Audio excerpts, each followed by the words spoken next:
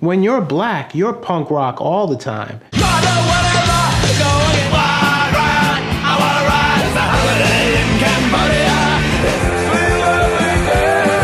And that is the sound of punk.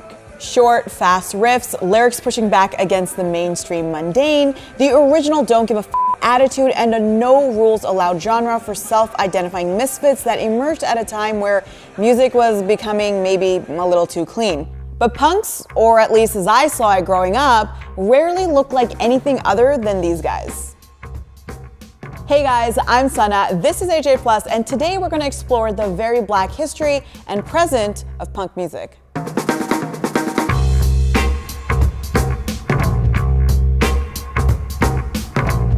Now, there was a decent amount of women who led the movement: Patti Smith, Joan Jett, Debbie Harry, and Susie Sue, and they all got major recognition. But black or Latino or any other shade of punk?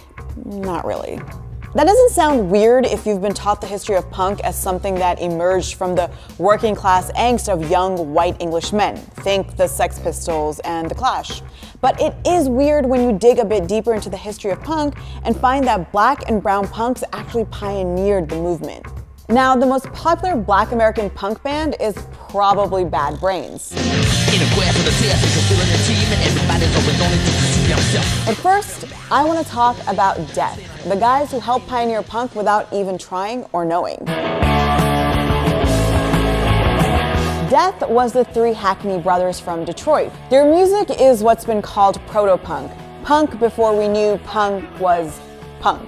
Always trying to be slick when they tell us that they're responsible for sending young men to die. Now, Death broke all the rules. There were three black men playing what was considered white people's music at a time where black Americans were known for playing things like Motown and R&B.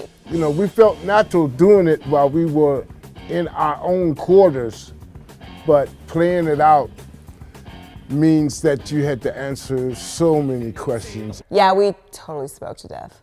Now, the Hackney brothers did start off by playing like R&B. In fact, their band was originally called Rock Fire Funk Express. But by 1973, they started playing rock and roll. But we were just playing hard driving rock and roll, man. We were just really trying to be like the groups of the day that we love, like the MC5 and Alice Cooper and all those great rock and roll bands of the 70s. We were really, just kind of, springboarding off of the sound that they was laying down. But we were just doing it harder, faster, and louder. Despite their raw sound and unique and intimidating name, which by the way was totally ahead of its time, they didn't last long as a band. They just didn't get the distribution that they needed, with some record labels worried about how to market their name and their sound.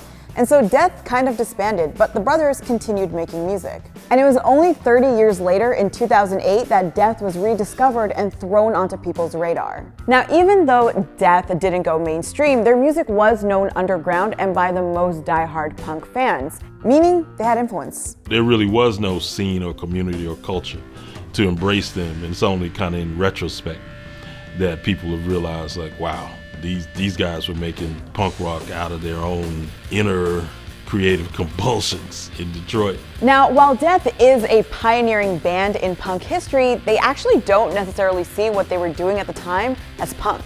In fact, just plain old rock and roll. We never really considered ourselves a punk band. I mean, back then, if you called somebody a punk, you got into a fight. We were playing what we conceived as hard driving Detroit rock and roll, man. It's also important to note, as writer and musician Greg Tate told me, the difference in how white and black musicians in the same genre were marketed and how that had an impact on who got the credit and who got the fame. The American music business is made up of gatekeepers on the corporate side, on the radio side. They very much subscribe to the Jim Crow notions of racial separation and segregation, which defined American culture throughout, most of the 20th century. It meant that black artists, historically for most of the 20th century, couldn't make as much money playing their own music, didn't have access to the same audiences, the same opportunities. Now, in the 70s, there was another black punk band that really changed the scene: Bad Brains, considered one of the most influential punk bands ever. When they do wrong, go the other way. The group formed in 1976 in Washington, D.C., getting its name from a Ramones song. The punk band dominated in the 80s with their mix of reggae and a very aggressive punk sound known as hardcore. In fact, they, along with Minor Threat and Black Flag, are considered the pioneers of hardcore, which is a genre of punk which is, well, pretty damn fast. And DC was hardcore's mecca and also one of the most long-term influential punk scenes. And there were also other black punk bands like Pure Hell, Fishbone, and the UK's X-Ray Specs, whose lead vocalist was a woman. It's worth noting that these bands weren't segregated to some black punk category. They influenced other bands and vice versa. Take reggae, for example. Numerous white punk bands used reggae in their music in the UK throughout the 70s, inspired by black punk bands' use of it. In my conversation with Tate, he mentioned how this idea that rock or punk as a all-white boys club didn't really exist in the UK. Black and brown punks were heavily influencing the scene. Under the Thatcher government, there was a lot of disenfranchisement of white working class youth, who were non-racist or anti-racist. They kind of found their voice and their militancy through the political actions and the music of their black and South Asian born classmates, and neighbors. And just like their British counterparts, American punks were also really influenced by politics. Whether US wars in Cambodia and Vietnam in the 70s, or, well, Ronald Reagan's whole presidency throughout the 80s.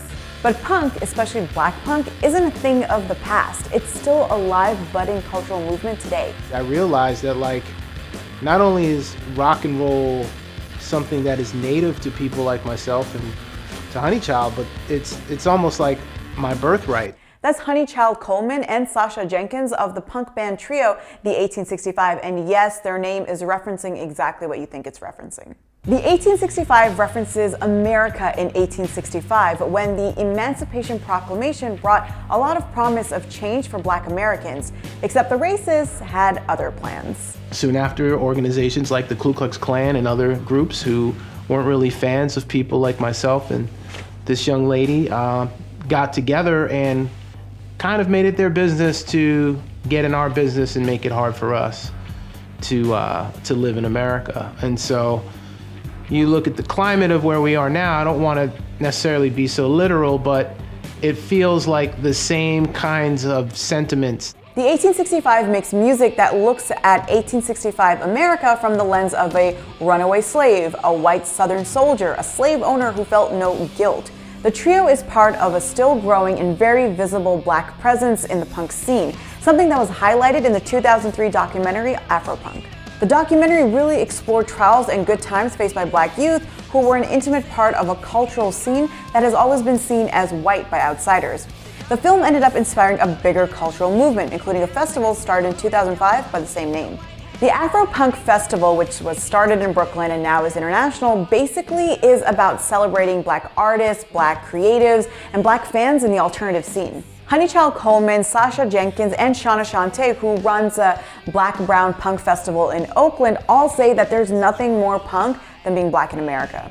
I'm not saying black people created punk rock, I'm saying we are punk rock without even trying. The foundations of what people do that creates punk culture, say going on tour, booking your own tour through a underground network, that's what black musicians had to do because we weren't allowed to play in clubs. When we have been pushed to the margins, but we create in those margins, and that's it doesn't get more punk than that. I knew that it was my legacy, and I never believed anyone who told me I was trying to be white because I love rock and I love guitars. But even though they all agree that there's nothing more punk than being black, they also raise the point of how different the experience is of being either white or black in the punk scene. When you're black, you're punk rock all the time. You're a target all the time. And I can't change the color of my skin. There is a level of privilege that goes with, I'm gonna put a safety pin through my nose and paint my hair, dye my hair green for 3 years, and then I'm gonna clean up and put on a suit and get a corporate job. We don't really have that luxury. You also get cred for having punk years. But in my experience working in the corporate world, I can't let everybody know what I do outside of work because it could cost me my job. And for Shauna, it remains super important to keep creating spaces that empower people on the margins. I think it's important to see people who look like you making music and art. It can feel very isolating and depressing as a young person when people are trying to box you into one sort of identity and tell you how you have to be based on like your ethnicity or your class. Punk is complicated, even though it's just simple, raw music. As a movement, it has this incredibly rich history that, like the people in it, is hard to box. And if the Black history of punk music tells us anything, it's how instrumental Black musicians have been in the creation of an American pop culture. Life-changing interview. And then Sasha smashes the guitar through the door. Right. Hey guys, so we actually filmed this piece at 924 Gilman, which is the CBGB of the West Coast. And if you don't know what CBGB is, you should definitely look that up. Let us know, what are some of the punk bands that you grew up listening to? And don't forget to like, share, and subscribe, and keep it punk.